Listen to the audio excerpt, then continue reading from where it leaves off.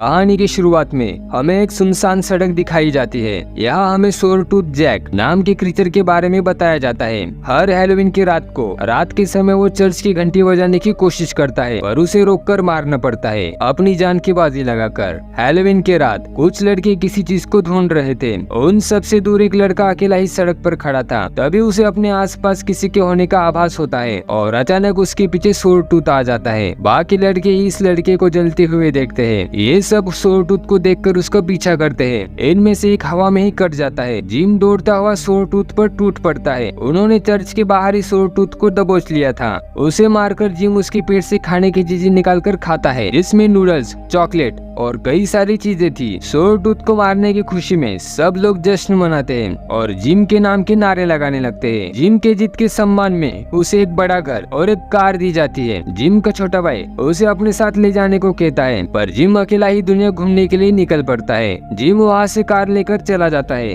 अगले सीन में 1 साल बाद का समय दिखाया जाता है। एक स्कूल में एक पुलिस वाला उन्हें सोरटूथ के बारे में डरा रहा था। वो प्रोजेक्टर पर उन्हें एक तस्वीर दिखाते हुए कहता है, 1 साल सोरटूथ ने सारी फसल तबाह कर दी थी। तुम लोगों को 3 दिन तक बिना खाए पिए अपने परिवार से दूर होकर सोरटूथ को मारना पड़ेगा। सोरटूथ के मरने के बाद ही तुम सब पेट भर के खाना खा सकोगे। जीतने वाले को इस बार लाल रंग की गाड़ी और बहुत सारे पैसे दिए जाएंगे, जिससे वो दुनिया घूम सके। यहाँ पर कुछ लड़के सोरटूथ को मनगढ़ंत कहानी बताते हैं, पर एक लड़का सोरटूथ देखने का दावा करता है। यहाँ पर जिम का भाई रिची और रिले के ग्रुप में हाथापाई हो जाती है। रिची अब बाहर आ गया था। रिले भी उसका पीछा करते हुए बाहर आ जाता है। रिले से बचने के लिए रिची एक थिएटर में छिप गया था, जहाँ पर उसकी मुलाकात कैली से होती है। यहाँ पर वो उसे इम्प्रेस करने के लिए फिल्मी डायलॉग चिपकाता है। रिची के बाहर जाते ही उसका लंबू दोस्त उसे कैली से दूर रहने की सलाह देता है। वो तीनों एक दुकान में जाते हैं। वहाँ पर दुकान वाला जिम की तारीफ करते हुए रिची को ताने मारता है। इससे गुस्से में बाहर चलते हुए वो बड़बड़ाने लगता है,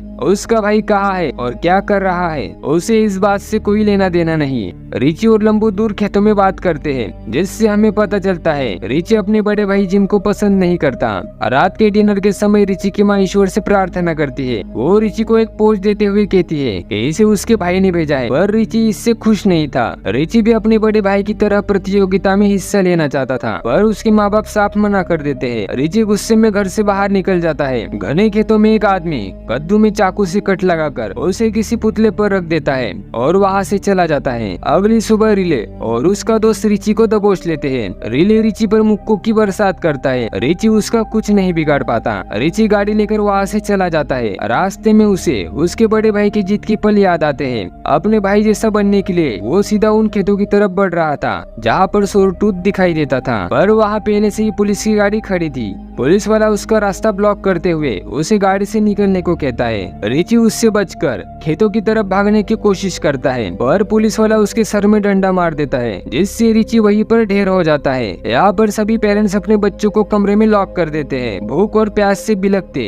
सभी अपने पेरेंट्स से उन्हें बाहर निकालने के लिए कहते हैं। इन सब में सिर्फ लंबू ही जोश में था। वो सभी बच्चे भूख और प्यास के कारण आक्रामक हो गए थे। खेतों में वही बूढ़ा आदमी पुतले की रस्सियां काटकर उसमें खाने की चीजें रखता है और ये पुतला जाग जाता है। उसके जागते ही सभी पेरेंट्स अपने बच्चों को आजाद कर देते हैं। दरअसल ये पुतला ही सोरटूथ था। हर कोई उसे मारकर सिकंदर बनना चाहता था। रिची को होश आते ही उसके पिता उसे बताते हैं कि वो पिछले 3 दिनों से बेहोश था। उसकी प्रतियोगिता में जाने की बात सुनकर उसके पिता और माँ उसे रोकने की नाकाम कोशिश करते हैं, पर रिची बाहर चला जाता है।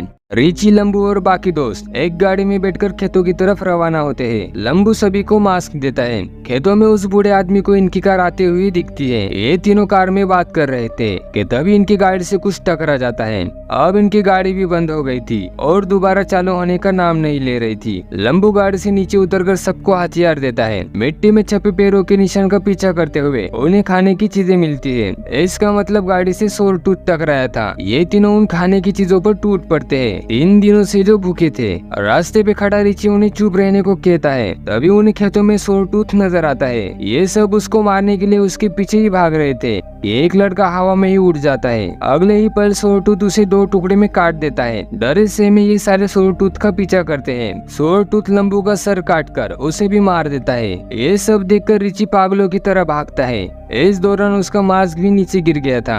अचानक उसके पीछे कैली आ जाती है। वो दोनों एक दूसरे से कुछ कहते, इससे पहले ही खेतों में तेज सरसराहट होती है। अगले ही पल उनके सामने एक लड़का आता है। वो उन्हें वही छोड़कर भाग जाता है। वो लड़का भागते हुए घर आ जाता है और उसके माँ बाप उसे वहाँ से भगाते हैं। कहते हैं कि जीत के आना, नाक मत कटवाना। तभी सोरटूथ को अपने नजदीक पाकर वो भागते हुए एक बंकर के गेट को खटखटाता है। अंदर मौजूद लड़के उसे अंदर लेने के लिए आनाकानी कर रहे थे। वो बार बार दरवाजा खटखटाकर उसे अंदर लेने की रिक्वेस्ट कर रहा था। आखिरकार ये उसे बचाने के लिए दरवाजा खोलते हैं, पर उनके सामने सोरटूथ उस लड़के की खोपड़ी खोल देता है। अब सोरटूथ भी बंकर में चला गया था। कुछ ही समय में बंकर से खून का सैलाब बाहर निकलता है। रिची और कैली पुलिस वाले की कार लेकर भागते हैं। पुलिस वाला उन पर गोली चलाता है, पर इन सब का कोई फायदा नहीं होता। 3 दिन से भूखे लड़के केक शॉप तोड़कर अंदर चले जाते हैं। एक बूढ़ा आदमी उन्हें रोकने की कोशिश करता है। इस बीच वो 2 लड़कों को भी मार देता है, पर भूख से बौखलाए लड़के इस बूढ़े आदमी को बड़े ही बेरहमी से मार देते हैं। कैली को रिची के साथ देखकर रिले उसकी पसंद का मजाक उड़ाता है, क्योंकि कैली एक निग्रो लड़की थी। रिची उन दोनों को पंच करके उन पर बंदूक तान देता है। रिले कहता है, इस प्रतियोगिता में गन अलाउड नहीं है और ना ही लड़कियों को प्रतियोगिता में हिस्सा लेना अलाउड है। इस पर कैली कहती है, लड़कियों को अलाउड नहीं होगा, पर एक निग्रो लड़कियों के लिए कोई नियम नहीं। रिची और कैली कार में आ जाते हैं। यहाँ पर वो अपने अतीत की कुछ बातें एक दूसरे को बताते हैं। गाड़ी में रेडियो पर कोई औरत सोरटूथ के बारे में बात करती है कि आधी रात होने को है और सोरटूथ चर्च के बाहर देखा गया है, उसे जल्द ही रोकना होगा। दरअसल ये कॉल पुलिस वाले के सहकर्मी ने ही किया था। कैली और रिची के सामने सोरटूथ आ गया था। रिची उसे शूट ही करने वाला था कि तभी उसका ध्यान सोरटूथ के बेल्ट पर जाता है। वो बेल्ट देखने पर वो थम सा गया था। कैली सोरटूथ पर लकड़ी से हमला करती है। सोरटूथ भी कैली को थप्पड़ से हवा में उड़ा देता है। इनके शोर से कमेटी का एक मेंबर उन पर गन तान देता है और उनको वहाँ से फूटने को कहता है, क्योंकि रिची और कैली दोनों ही प्रतियोगिता में हिस्सा नहीं ले सकते। कैली और रिची को कार में देखकर पुलिस वाला वहाँ आ जाता है। वो कैली के बारे में अनाप शनाप बकने लगता है। कैली उस पर लकड़ी से वार करती है। कैली को भी इस झड़प में चोट लग जाती है। रिची कैली को लेकर घर आ जाता है। वो अपनी माँ से बर्फ और टॉवेल मांगता है। यहाँ पर उसकी माँ अजीब तरीके से गाना गुनगुना रही थी, मानो उनका दिमागी संतुलन बिगड़ गया हो। रिची अपने भाई से पहले की विनर के बारे में पूछता है। यहाँ पर सोरटूथ रिची के पुराने घर आ जाता है।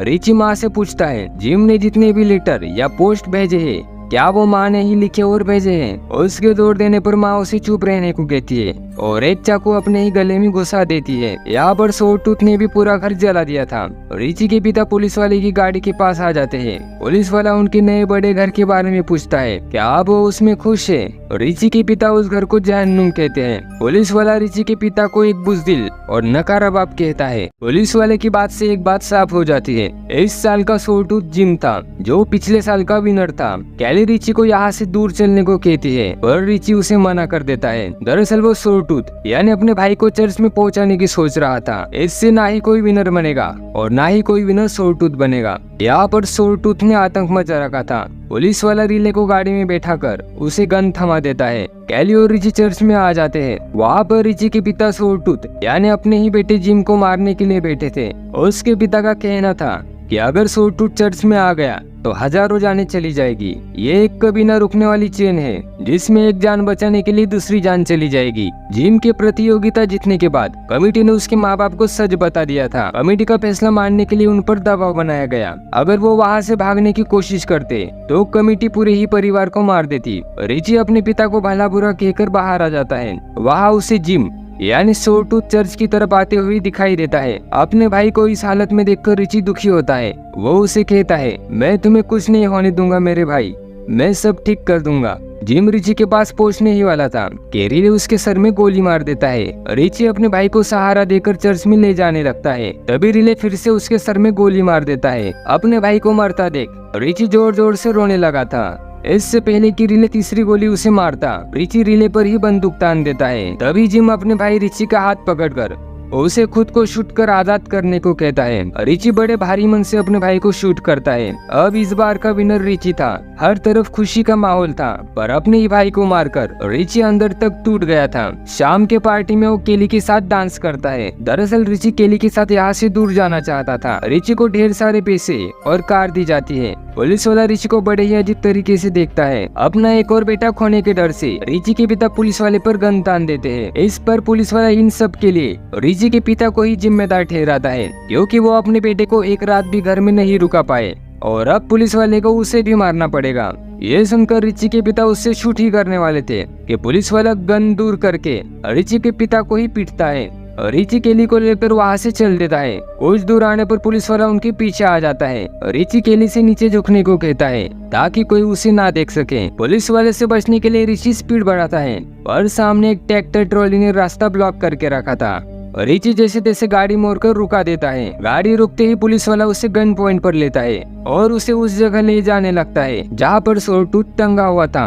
रिची एकदम से पुलिस वाले को शूट कर देता है, उसके बाद दूसरी गोली मारकर उसे ठंडा कर देता है। इतने में ही अचानक कोई उस पे पीछे से वार करता है। ये वही बूढ़ा आदमी था जो अक्सर खेतों में दिखाया जाता है। वो रिची को घायल करके जिंदा ही दफनाने लगता है। उसे दफना कर अपना काम पूरा करके बूढ़ा वहाँ से चला जाता है। रिची के पिता रिची को ढूंढते हुए आ गए थे। वो केली को वहाँ से दूर चले जाने को कहते हैं। केली रोते हुए वहाँ से चली जाती है। कुछ वक्त गुजरने के बाद वही बूढ़ा रिची की बॉडी को बाहर निकलता है और अब उसे भी सोरटूथ बना देता है। समय के साथ कद्दू चेहरे में समा जाता है। रिची के पिता उसके पास आते हैं। दरअसल उन्होंने पूरा 1 साल इस वक्त का इंतजार किया था। वो उसे नीचे उतरते हैं, तभी वहाँ वो खेतों वाला बूढ़ा आ जाता है। वो उन्हें इस हरकत के लिए पागल बोलता है। रिची के पिता उसके सिर में चाकू घुसाकर उसे ठंडा कर देते हैं। अब रिची भी सोरटूथ के रूप में जाग गया था। पिता अपने बेटे से पूरी दुनिया जलाकर राख करने को कहता है। सोरटूथ की आवाज से पूरा शहर गूंज उठता है और ये कहानी यही खत्म हो जाती है। अपने भाई को सपोर्ट करने के लिए